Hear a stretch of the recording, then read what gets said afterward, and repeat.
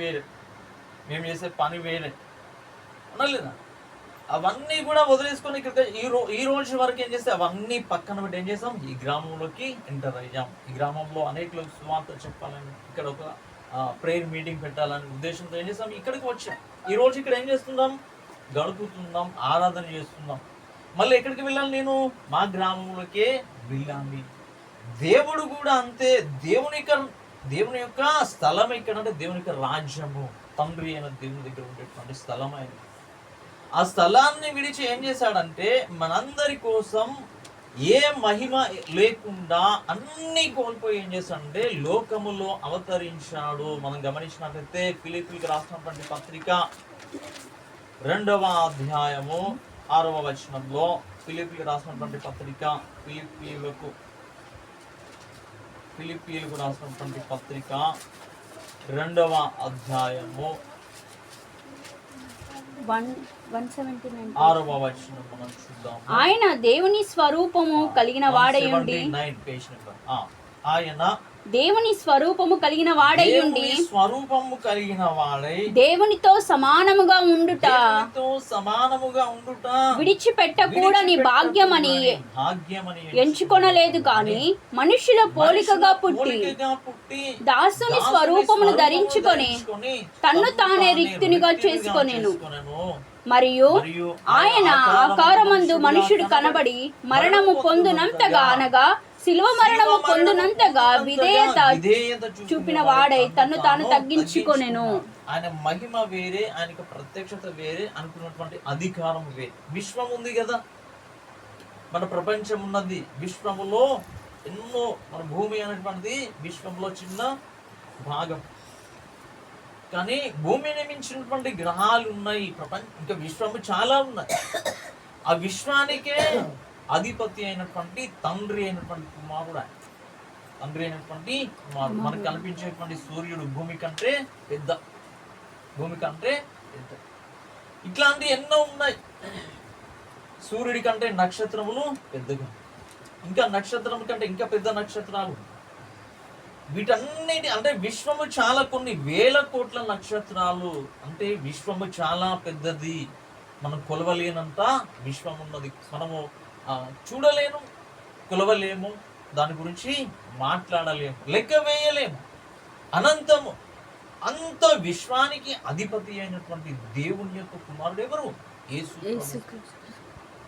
ఆది సంభూతుడు. దేవుడే తన నోటి నుండి ఉద్భవింపజేశాడు.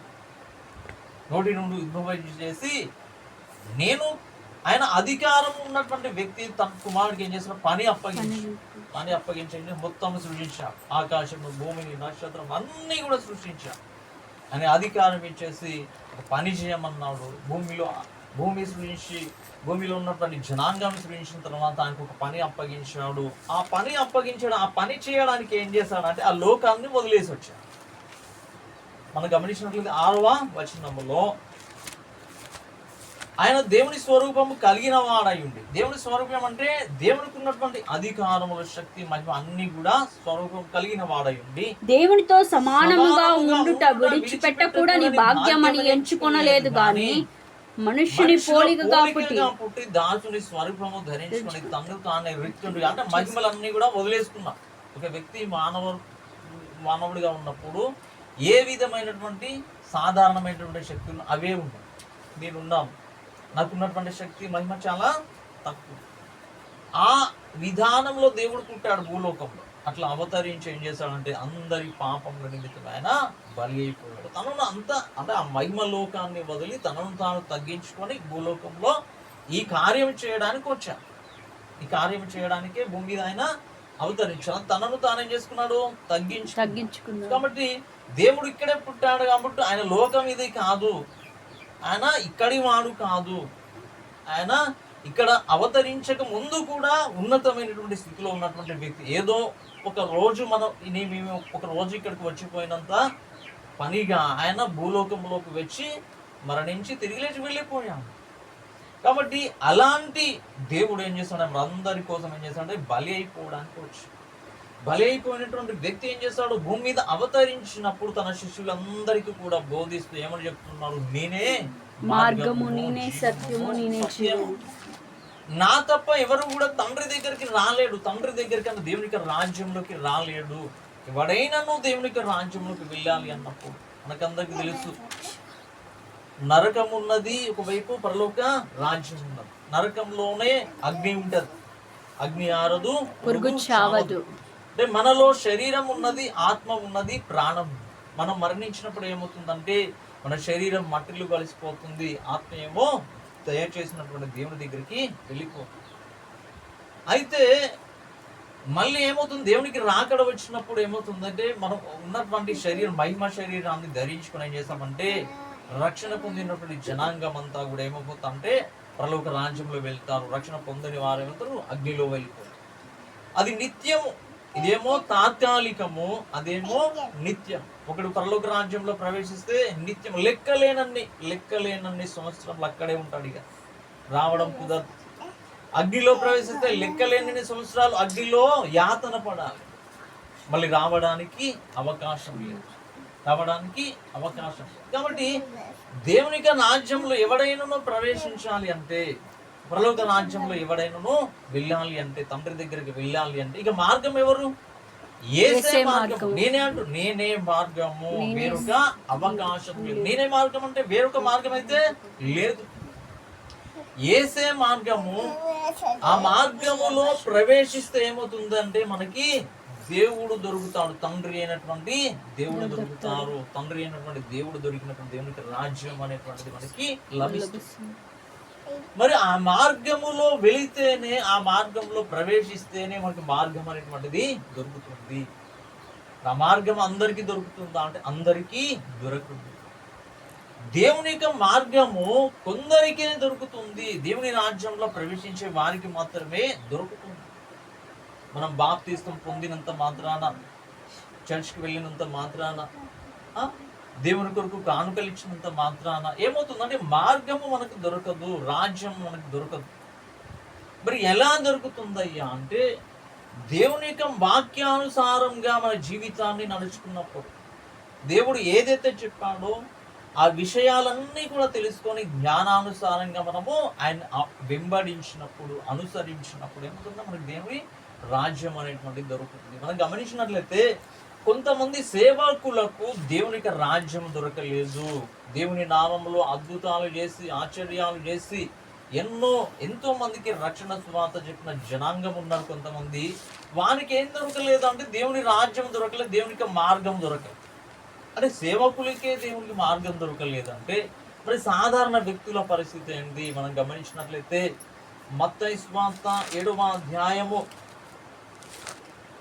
21లో, మత్తయి సువార్త 7వ అధ్యాయంలో మనం గమనించినట్లయితే దేవుని సేవ చేశారు, దేవుని ప్రకటించారు, దేవుని నామంలో స్వస్థత చేశారు, దేవుని నామంలో అద్భుతములు చేశారు, దేవుని కొరకు ఎంతో ప్రయాసపడ్డారు.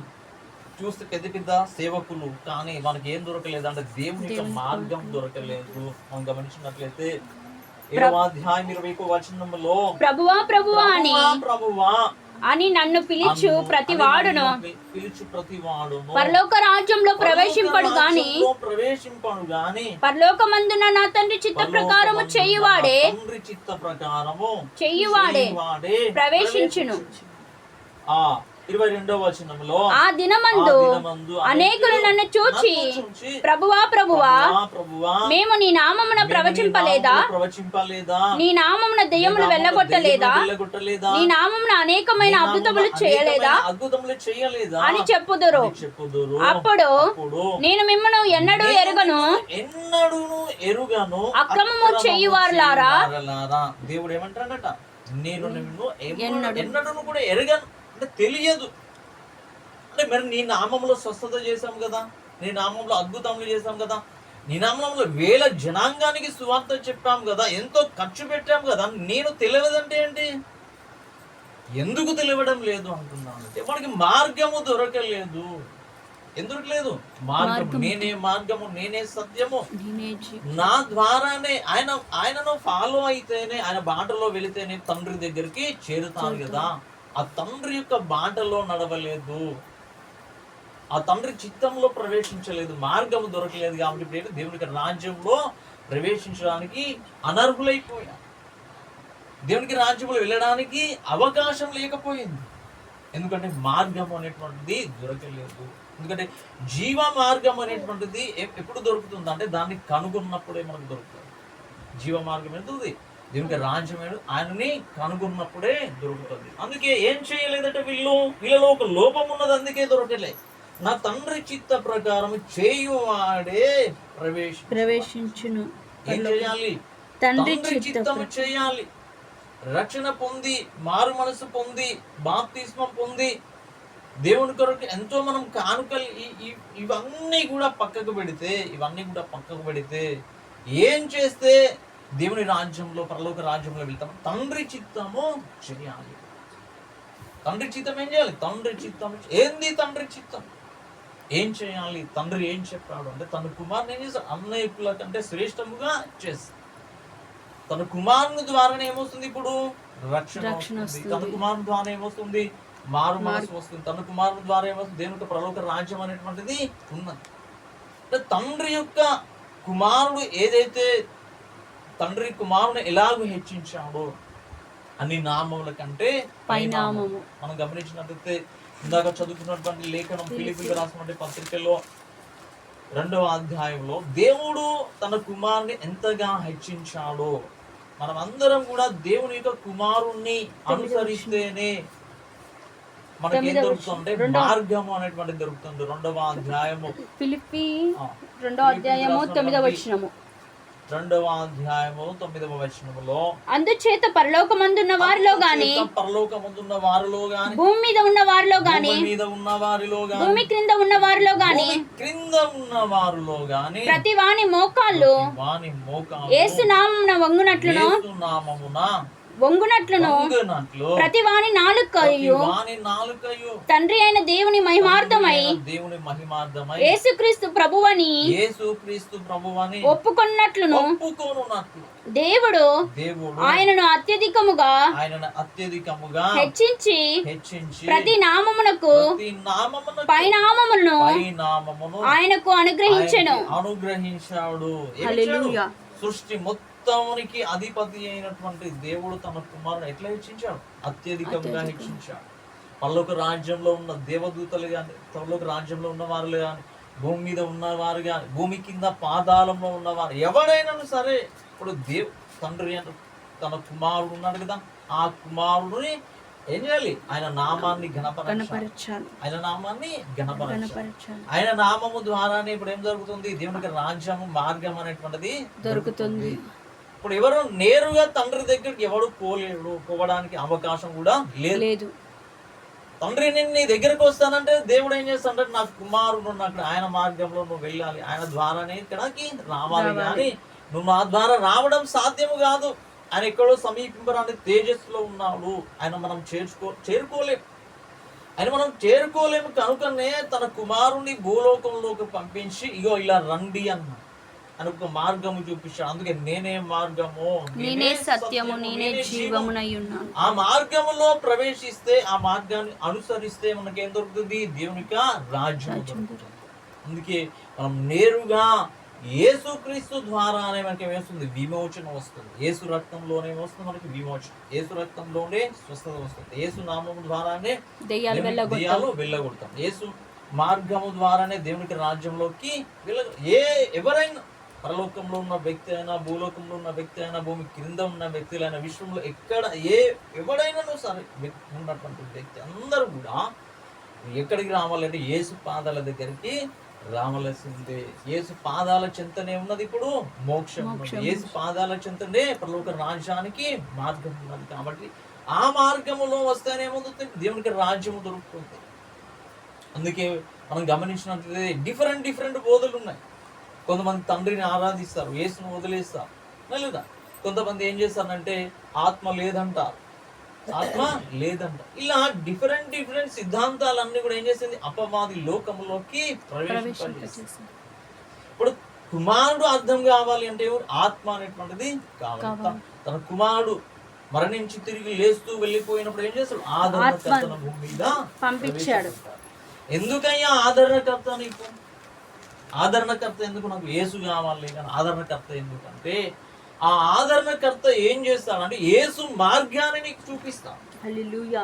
యేసు మార్గాన్ని నీకు చూపిస్తాడు. ఎందుకంటే ఎవడును తనంతట తానుగా యేసును తెలుసుకోలేడు, యేసు మార్గాన్ని తెలుసుకోలేడు. మరి ఆ మార్గాన్ని చూపించేది ఎవరంటే దేవుని యొక్క ఆత్మ మనకి చూపిస్తుంది. దేవుని యొక్క ఆత్మ ఏం చేస్తుంటే యేసు మార్గాన్ని చూపిస్తుంది. ఆ యేసు మార్గాన్ని అనుసరించినప్పుడు తండ్రి అయిన దేవుని దగ్గరికి వెళ్తాం. పరిశుద్ధాత్మ ఎందుకు కావాలి? అందుకే దేవుడు ఏమన్నా ఆత్మ లేని వాడు నా వాడు కాడు. ఆత్మ లేకపోతే యేసు దొరకడు. యేసు దొరకపోతే తండ్రి అయిన దేవుని దగ్గరికి వెళ్ళలేదు. తండ్రి అయిన దేవుని దగ్గరికి వెళ్ళలేదు. అందుకే ప్రతి ఒక్కరు ఏం కావాలి? పరిశుద్ధాత్మని పొందుకోవాలి.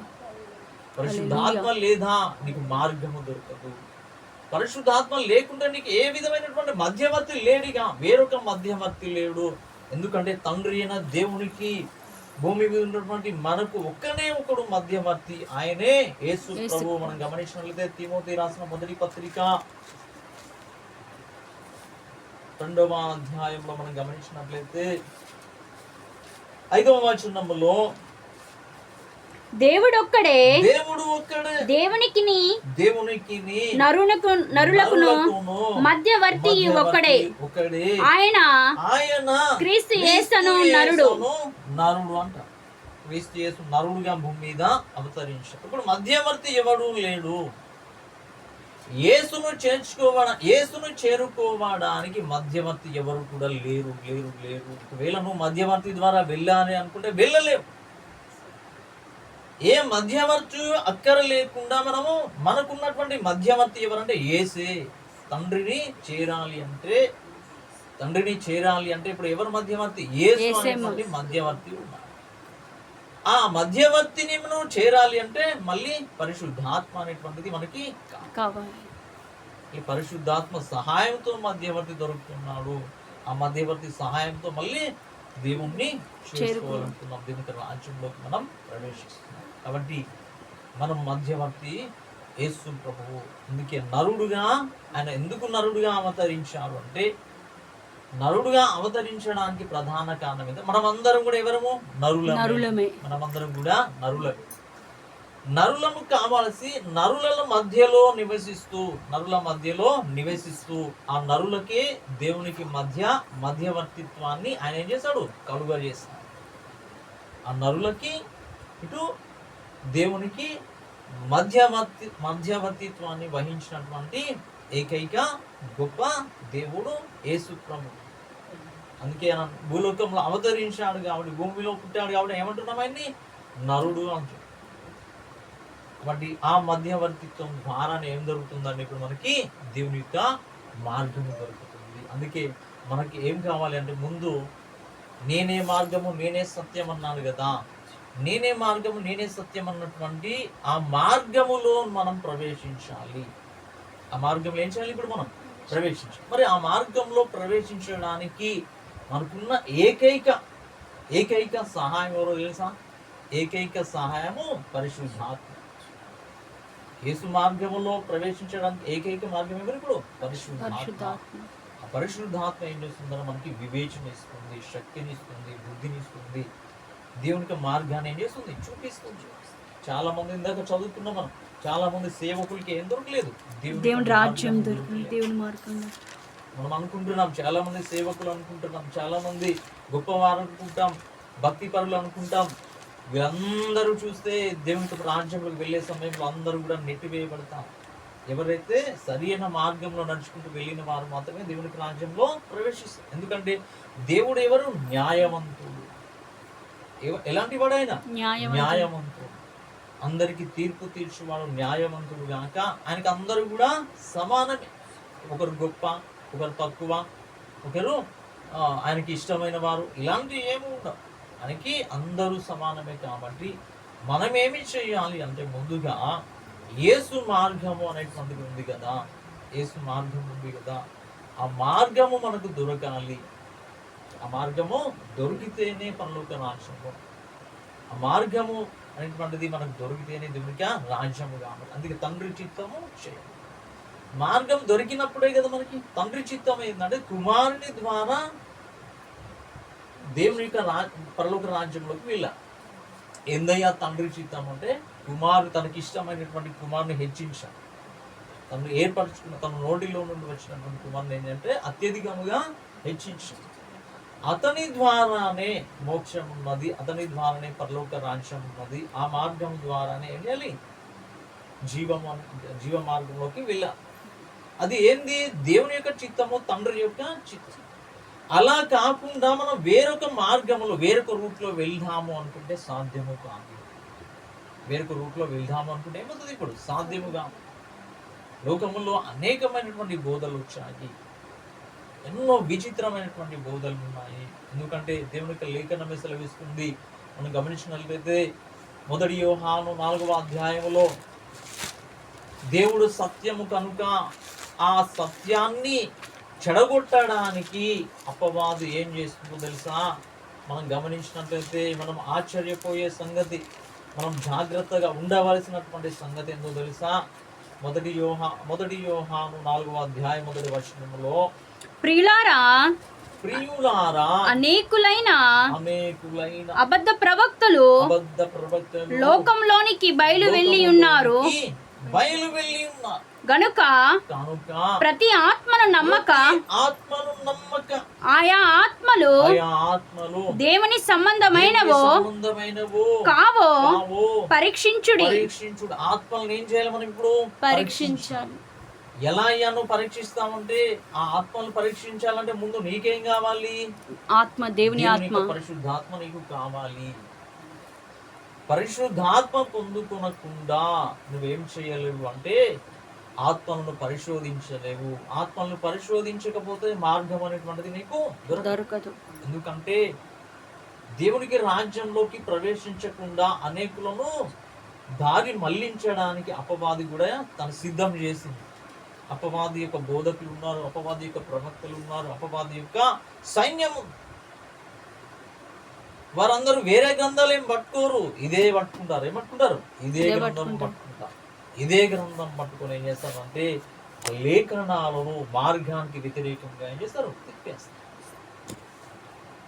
మనం ఎన్నో చూస్తున్నాం. ఇదే బైబిల్ పట్టుకొని యేసు దేవుడు కాదు, తండ్రి దేవుడు అంటారు. ఇదే గ్రంథాన్ని పట్టుకొని యేసు కాదు, వేరొక మార్గంలో మనం ప్రవేశించాలి అంటారు. ఇదే గ్రంథం పట్టుకొని ఏం చేస్తాడంటే ఆత్మ లేదు అంటాడు. ఇదేనా పట్టుకుంటాడు, ఇదే లేఖనం చూసి ఆత్మ లేదు, ప్రవచనాలు లేవు, స్వస్థతలు లేవు, అద్భుతాలు లేవు. ఇందులో నుండే వస్తుంది, ఇందులో నుండే వస్తుంది, ఇందులో నుండి వస్తుంది అంటే ఏంటి? ఆత్మ లేని వారు చెప్పే బోధలు ఉన్నాయి. అంటే అందుకే ఏమన్నాడు ఇక్కడ? ఆయా ఆత్మలను ఏం చేయాలి? మనం పరిశోధించాలి. ఆయా ఆత్మలను పరీక్షించినప్పుడు ఏమవుతుందంటే ఏది దేవుని యొక్క ఆత్మ ద్వారా చెబుతున్నామో, ఏది దేవుని యొక్క ఆత్మ లేకుండా చెబుతున్నామో ఏం చేయాలి? మనం గ్రహించగలగాలి. అంటే దురాత్మ ఒకటి ఉన్నది, పరిశుద్ధాత్మ ఒకటి ఉన్నది. దురాత్మ ద్వారా కూడా వాక్యం చెప్పబడుతున్నాము, పరిశుద్ధాత్మ ద్వారా కూడా వాక్యం అనేటువంటిది చెప్పబడుతుంది. మరి వీటిని మనం కనుగొనాలి అంటే ఏం చేయాలి? మనకు దేవుని యొక్క ఆత్మ అనేటువంటి సహాయము కావాలి. దేవుని యొక్క ఆత్మ అనేటువంటిది సహాయం. దేవుని యొక్క ఆత్మ సహాయం ద్వారానే జీవ మార్గం అనేటువంటిది ఇప్పుడు మనకు దొరుకుతుంది. నేనే మార్గం, నేనే సత్యం అన్నాడు కదా. ఆ మార్గం నీకు దొరకాలి అంటే పరిశుద్ధాత్మ కావాలి. పరిశుద్ధాత్మ ఉన్నప్పుడే బోధన పరిశోధిస్తాం, పరీక్షిస్తాం. పరీక్షించినప్పుడు ఏమవుతుంది? ఇప్పుడు దేవుని యొక్క మార్గము దొరుకుతుంది. ఆ మార్గాన్ని వెంబడించినప్పుడు మాత్రమే తండ్రి చిత్తం చేసిన వారం అయిపోతాం. తండ్రి చిత్తం చేసిన వారం అయిపోతే పరలోక రాజ్యంలో ఇంత ఉన్నది, చాలా ఉన్నది. మనం బైబిల్ పట్టుకుని రక్షణ పొందు కానీ బాప్తిసం కానీ లేదు. చాలా మార్గం. ఎందుకంటే దేవునికి రాజ్యం అనేటువంటిది ఉన్నతమైన నిత్యత్వము పరలోక రాజ్యంలో ఉండే గొప్ప బహుమానం. మన లోకంలో సాధారణమైనటువంటి ఏదైనా గిఫ్ట్, ఏదైనా బహుమతి పొందుకోవాలి, గోల్డ్ మెడల్ పొందుకోవాలి అన్నప్పుడు ఎంత పరీక్ష ఉంటుంది? అసాధారణమైనటువంటి పరీక్ష. ఎంతోమంది పరుగు పందెంలో పరిగెడతారు కానీ ఒక్కడికే బహుమానం వస్తుంది. ఎంతో కష్టపడితేనే వస్తుంది బహుమానం వస్తుంది. అంటే లోకములో ఒక చిన్న గిఫ్ట్ కోసమే అంత పరుగు పందెంలో అంత కష్టపడ్డాము కదా. మరి దేవుని రాజ్యం అంత ఈజీగా దొరుకుతుందా? దేవుని యొక్క రాజ్యం నీకు దొరకాలి అంటే దానికి ఎంతో కష్టపడాలి. ప్రతి ఆత్మను పరీక్షించగలగాలి, ప్రతి చెప్పే బోధనను పరీక్షించగలగాలి, పరిశోధించగలగాలి, దేవుని నిజమైన మార్గం ఏదో, నిజమైన సత్యం ఏదో తెలుసుకోగలగాలి. అప్పుడు మాత్రమే నీకు ఏం దొరుకుతుంది? దేవుని యొక్క మార్గం దొరుకుతుంది. అందుకే మనకు వేరొక మధ్యవర్తి లేరు, ఏ మధ్యవర్తి కూడా లేరు. మధ్యవర్తి ఉన్నది ఒక్కడే, ఎవరు? యేసుక్రీస్తు. యేసుక్రీస్తు ప్రభువు తప్ప వేరొక మధ్యవర్తి లేదు. ఒకవేళ మధ్యవర్తి ద్వారా వెళ్దాము అనుకుంటే అది జీవములకు పోయే మార్గము కాదు, అవకాశము లేదు. ఇక్కడ దేవునికి లేఖనం సెలవిస్తుంది కదా, మధ్యవర్తి ఒక్కడే, తండ్రి అయిన దేవుడు ఒక్కడే, మధ్యవర్తి అయినటువంటి యేసు ప్రభువు ఒక్కడే. కాబట్టి ఆ మధ్యవర్తి ద్వారానే మనము దేవుని యొక్క మార్గాన్ని వెళ్ళగలుగుతాం. మనకు సహాయం ఎవరు కావాలి? ఇప్పుడు పరిశుద్ధాత్మ అనేటువంటి సహాయం కావాలి. అందుకే మనం ఏం చేయాలంటే పరిశుద్ధాత్మను పొందుకోగలగాలి, పరిశుద్ధాత్మను పొందుకోగలగాలి. పరిశుద్ధాత్మ లేకపోతే అసలు దేవుని మార్గమే నీకు దొరకదు. అందుకే మనం గమనించినట్లు చివరిగా ఒక మాట చదువుకుందాం. అపోస్తుల కార్యములు 19వ అధ్యాయంలో పౌలు ఒక సంఘానికి వెళ్ళినప్పుడు, కొంతమంది శిష్యులు ఉన్నారు, వాళ్ళందరి దగ్గరికి వెళ్ళినప్పుడు ఏం జరిగిందో మనం గమనించినట్లయితే వాళ్ళు మార్గం తప్పారు, మార్గం దొరకలేదు. ఎందుకు దొరకలేదు మనం గమనించినట్లయితే అపోస్తుల కార్యములు 19వ అధ్యాయం 1వ వచనంలో, అపోస్తుల కార్యములు 19వ అధ్యాయము 1వ వచనంలో, అపోల్లో కొరింథీలో ఉన్నప్పుడు జరిగినదేమనగా, పౌలు పై ప్రదేశములో సంచరించి ఎఫెసునకు వచ్చి కొందరు శిశువులను చూచి, మీరు విశ్వసించినప్పుడు పరిశుద్ధాత్మను పొందితిరా అని వారిని అడగగా, వారు పరిశుద్ధాత్ముడున్నాడన్న సంగతియే మేము వినలేదని చెప్పిరి. పరిశుద్ధాత్మ ఉన్నాడా? ఆశ్చర్యపోయా. పరిశుద్ధాత్మ ఏంది, ఎప్పుడు వినలేను కదా, మా బోధలు ఎప్పుడు రాలేదు కదా అన్నారు. అప్పుడు అతడు పౌలు చెప్తున్నా, అప్పుడు అతడు అలాగైతే మీరు దేనిని బట్టి బాప్తిసము పొందిరని అడగగా, వారు యోహాను బాప్తిసమును బట్టి అని చెప్పింది. అందుకు పౌలు, యోహాను తన వెనుక వచ్చి వాని యందు అనగా యేసునందు విశ్వాసం ఉంచవలని ప్రజలతో చెప్పుచు మారు మనసు విషయమై బాప్తిసం ఇచ్చెనని చెప్పాను. వారు ఆ మాటలు విని ప్రభువుని యేసునామమున బాప్తిసం పొంది మళ్ళీ ఏం చేశారు? బాప్తిసం తీసుకున్నారు.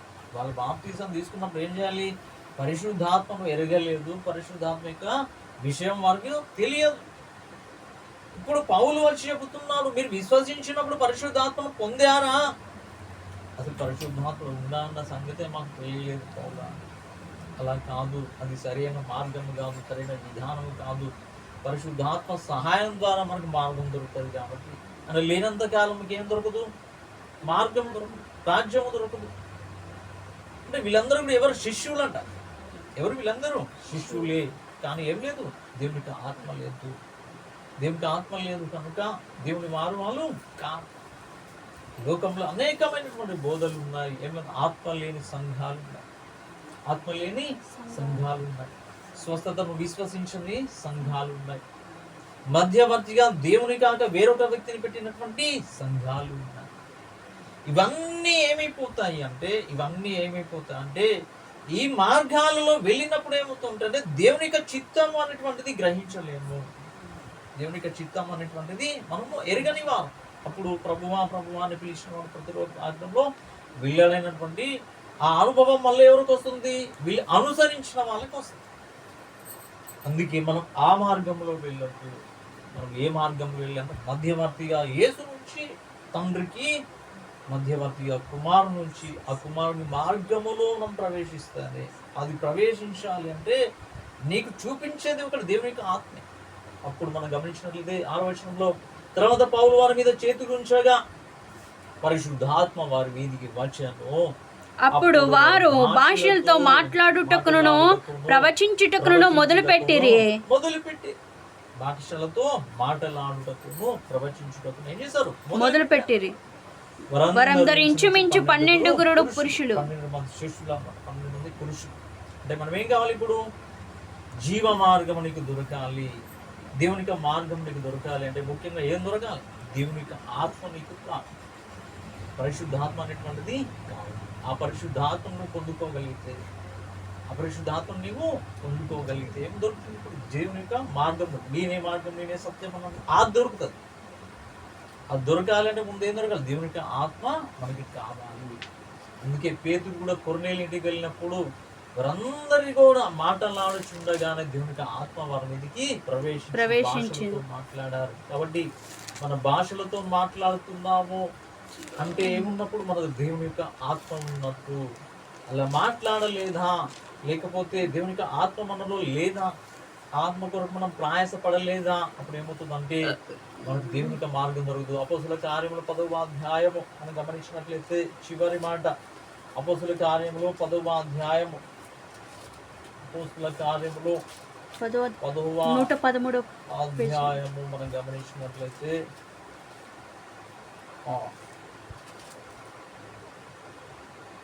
అపోస్తుల కార్యములు 10వ అధ్యాయము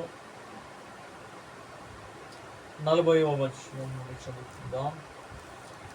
దేవుడు ఆయనను 44వ వచనం, పేతురు ఈ మాట చెప్పుచుండగా అతని బోధ విన్న వారందరి మీదికి పరిశుద్ధాత్మ దిగెను. సున్నతి పొందని వారిలో పేతురుతో కూడా వచ్చిన విశ్వాసులందరూ పరిశుద్ధాత్మ వరము అన్యజనుల మీద సైతము కుమ్మరింపబడుట చూచి విభ్రాంతి నొందిరి. వారు భాషలతో మాట్లాడుచు దేవుని గణపరచుచుండగా వినిరి. అందుకు పేతురు మనవలే బాప్తిసం పొందకుండా ఆటంకము చేయగలడానికి వినిచుండగానేమో పరిశుద్ధాత్మ పొందుకున్నారు, భాషలతో మాట్లాడారు. అంటే ఏం కావాలి అంటే పరిశుద్ధాత్మ లేకుండా, దేవుని వాక్యమే సెలవిస్తుంది, నేను చెప్పిన మాటలు కాదు, దేవుని యొక్క ఆత్మ లేకుండా, ఆత్మ లేని వాడు నా వాడు కాదు అన్నదానికి ప్రధాన కారణం ఏంటంటే ఆత్మ లేని వానికి దేవుని యొక్క మార్గము దొరకదు. నేనే మార్గము సత్యం, అది దొరకదు. అది దొరికిన వాడికి రాజ్యం. అందుకే మనం ఏం చేయాలి? పరిశుద్ధాత్మ పొందుకోవాలి. దేవునిక సహాయం దొరుకుతుంది, దేవునిక మార్గం దొరుకుతుంది, అన్ని కూడా మనకు దొరుకుతుంది. అన్ని కూడా అందరూ మేడ గది మీద అందరూ కూడా ప్రార్థిస్తున్నప్పుడే పరిశుద్ధాత్మ అగ్ని వల్ల వారి మీదకి వచ్చేసి భాషలతో మాట్లాడాలి, భాషలతో విస్తారంగా మాట్లాడాలి. 4 వల్లే మాట్లాడాలి. అప్పటికప్పుడే 3000 మంది రక్షణలో వచ్చారు. అందుకే మనం ఇన్నేండ్ల క్రైస్తవ్యం ఉంది కదా, ఎన్నో సంవత్సరాలు మన రక్షణ పొంది చాలా సంవత్సరాలు, రక్షణ పొంది చాలా సంవత్సరాలు. కొంతమంది మన పుట్టుకతోనే ఎవరు క్రైస్తవ్యం, పుట్టుకతోనే క్రైస్తవులు, మన తల్లిదండ్రులు క్రైస్తవ్యులు. మనము చిన్నతనం నుండి రక్షణలో పెరుగుతున్నాం, చర్చికి వెళ్తున్నాం, ఆరాధన చేస్తున్నాం, మహిమపరుచుకుంటున్నాం, దేవుని నామాన్ని ఘనపరుస్తున్నాం, ఆరాధిస్తున్నాం. వచ్చాం, ఆరాధించాం, ప్రతి ఆదివారం వేస్తున్నాం, ఆరాధిస్తున్నాం, దేవుని కూడా అంతో ఎంతో కానుకలు ఇస్తున్నాం. మన ప్రయాస మనము చేసి దేవుడికి మనం ఎంత ప్రయాసపడాలి అంత ప్రయాసపడుతుంది. ఈ ప్రయాస వ్యర్థం కాకుండా ఉండాలి అంటే, ఈ ప్రయాస వ్యర్థం కాకుండా ఉండాలంటే ఎవరి సహాయం కావాలి? దేవుని ఆత్మ సహాయం. మనం ప్రతిరోజు, ప్రతి ఆదివారం, ప్రతి ప్రాంతంలో మన దేవునికి కూడికలో వెళ్తున్నాం కదా, దేవుని కొరకు మనం దేవుని ఆరాధిస్తున్నాం, గణపరుస్తున్నాం, మహిమపరుస్తున్నాం, దేవుడికి కష్టపడుతున్నాం, నష్టపడుతున్నాం. ఎంత శ్రమ అయినా సరే దేవునిలోనే మనం ఉంటున్నాం. కొంత కష్టం వచ్చిన వల్ల వేరొక దేవుని మనం ఆశ్రయించట్లేదు కదా, దేవునిలోనే ఉంటున్నాం, దేవుని కొరకే ప్రయాసపడుతున్నాం, నష్టము అనుభవిస్తున్నాం, కష్టం అనుభవిస్తున్నాం. కానీ ఏం కావాలి తెలుసా? ఇంత దేవుని కొరకు ప్రయాసపడినటువంటి ఈ ప్రయాస వ్యర్థం కాకూడదు. ఏం కాకూడదు? ఈ ప్రయాస అనేటువంటిది వ్యర్థం కాకుండా అంటే ప్రత్యేకంగా మనకు ఏం కావాలంటే దేవునికి ఆత్మ సహాయం. ఆ ఆత్మ సహాయం ఎప్పుడైతే మనకు వస్తుందో మనకు జీవంలోకి పోయే మార్గం వస్తుంది, దొరుకుతుంది, మార్గం దొరుకుతుంది. ఎందుకంటే చాలా మంది సేవకులే, ప్రవక్తలు అనబడిన సేవకులు అన్న గొప్పవారే మనకి లేఖనమే సెలవిస్తుంది, వాక్యమే సెలవిస్తుంది. వారికి ఎంతవరకు మార్గము దొరకలేదు, మార్గము దొరకలేదు కానీ తండ్రి చిత్తము దొరకలేదు. మేము వేరొక మార్గంలో వెళ్ళాలనుకున్నారు కానీ వెళ్ళలేకపోయాం. నువ్వు ఇక్కడ రావాలి అంటే చాలా మార్గాలు ఉన్నాయి, చాలా మార్గాలు ఉన్నాయి. ఒకటేమో చివలపాడు ఉంటే రావచ్చు, ఇక్కడేమో మనం కొత్తగూడెం వెళ్ళే రూట్ నుంచి రావచ్చు. కానీ దేవుని చేరుకు కావాలంటే వేరొకరు లేదు, ఒకటే ఉంది. ఆ ఒక్క మార్గం యేసే. ఆ ఒక్క మార్గము యేసు. ఆ ఒక్క మార్గం దొరకాలి అంటే దేవునికి ఆత్మ అనేటువంటిది వేరే ఎవరి వల్ల కూడా అది సాధ్యము కాదు. అందుకే ఒకడే ఆత్మ, ఒకడే కుమారుడు, ఒకడే తండ్రి. ఒకడే ఆత్మ, ఒకడే యేసు, ఒకడే తండ్రి. తండ్రి, కుమారుడు, ఆత్మ. ఈ ముగ్గురు లేకుండా మార్గము దొరకదు, రాజ్యము దొరకదు. మార్గము దొరకదు, రాజ్యము దొరకదు.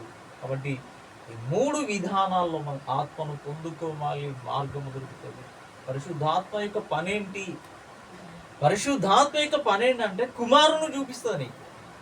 కుమారుని యొక్క మార్గం చూపిస్తుంది. బైబిల్లో నీకు ఏం దొరుకుతుంది అంటే కుమారుని యొక్క మార్గం దొరుకుతుంది. ఆ కుమారుడు ఏం చేస్తాడు? ఆ కుమారుని మార్గంలో మనం ప్రవేశించి వెళ్తున్నప్పుడు ఏమవుతుంది? రాజ్యం దొరుకుతుంది. ఒకరి మీద ఒకరు డిపెండ్ అయిపోయినది ఇప్పుడంతా కూడా. అందుకే అపవాది లోకంలోకి ఏం చేస్తుందంటే కుమారుని వేరు చేస్తుంది, పరిశుద్ధాత్మని వేరు చేస్తుంది, తండ్రిని వేరు చేసి వేల బోధలు చేస్తున్నారు, వేల సంఘాలు కట్టేస్తున్నారు. ఈ ముగ్గురిని వేరు చేసినప్పుడు, ఈ ముగ్గురు ఎవరు వేరు చేసినా, ఎవరిను వేరు చేసినప్పుడు మనకి ఏం దొరకదు? ఇప్పుడు తండ్రి చిత్తము దొరకదు, తండ్రి రాజ్యము దొరకదు. పరిశుద్ధాత్మను వేరు చేసిన, కుమారుని వేరు చేసిన, తండ్రిని వేరు చేసిన రాజ్యం దొరకదు. ఆ రాజ్యం దొరకాలంటే ఈ మార్గమే తప్ప వేరొక మార్గం లేదు.